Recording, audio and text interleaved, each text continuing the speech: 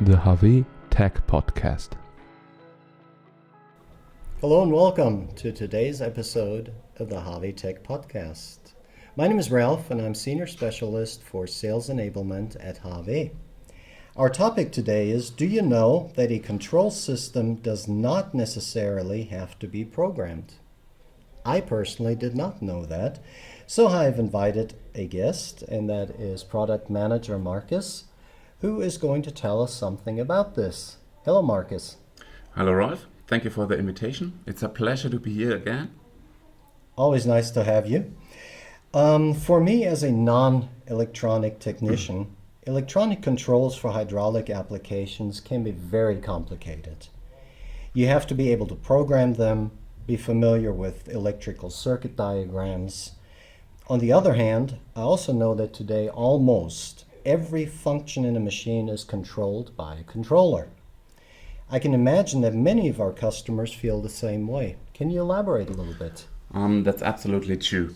Many people have a great respect to deal with electronic controls or electronic in a machine generally. But on the other hand, it can be also pretty simple to use electronic controls.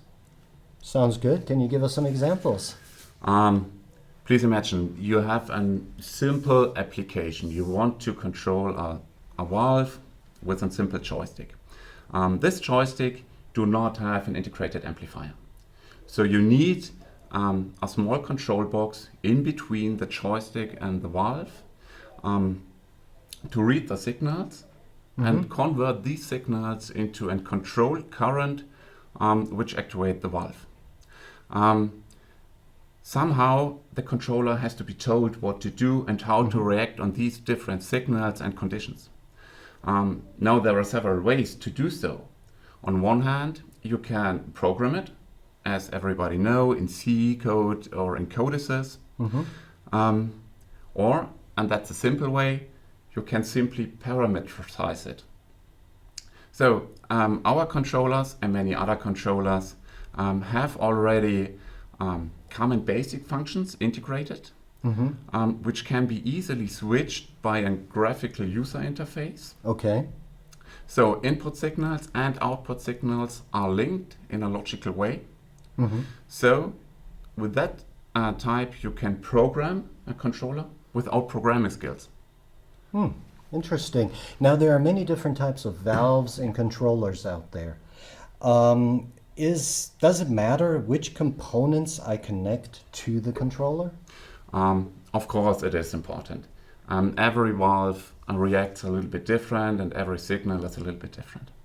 Our control systems have already integrated the most important settings and standard conditions for HAWE valves. Okay. And the most common input signals. So it's not necessary to know if it's a joystick or a potentiometer. It's only important to know what type of signal it is. If there is a valve which is not listed in this valve library, we are also able to put the most important basic functionalities with this graphical user interface. You can set it, and so you are able to use any valve you want. Interesting.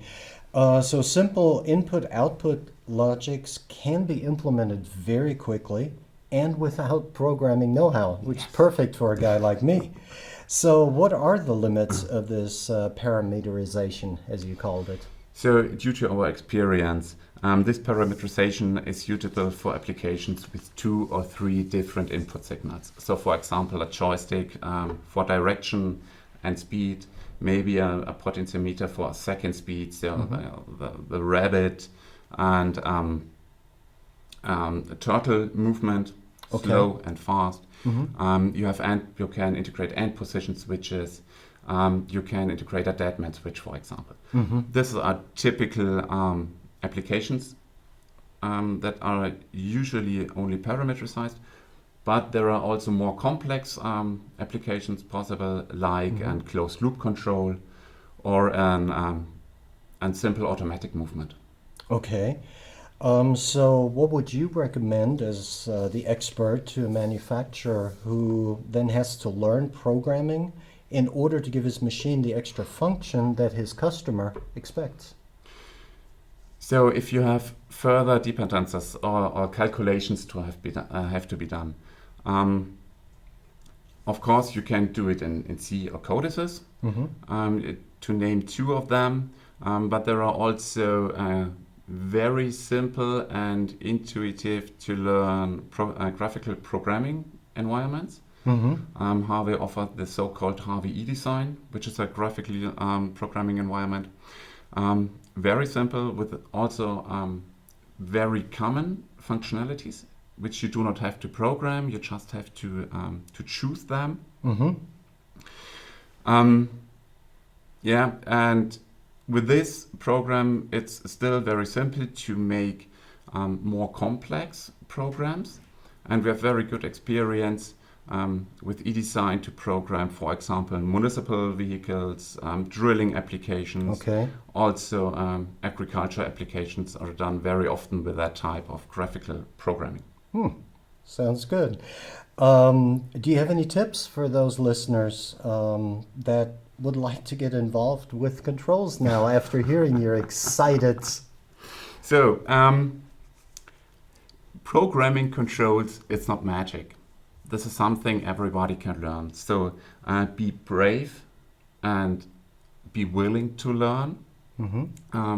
There are several companies like HAWE helping to move the first steps, to do the first steps.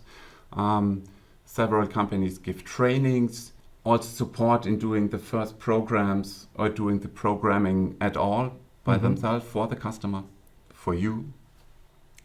So if you have any questions, we are willing to assist you if necessary. So be brave and move the first step. Awesome. Well, thank you very much, Marcus. That was a good closing word here. Let me summarize a little bit what we just heard, also for our audience there. Electronic controls for hydraulic applications do not need to be very complicated. They're simple graphical programming environments, and we offer eDesign, a very intuitive environment that can be used to program even more complex applications. Would you agree with that? I totally agree. Sounds good.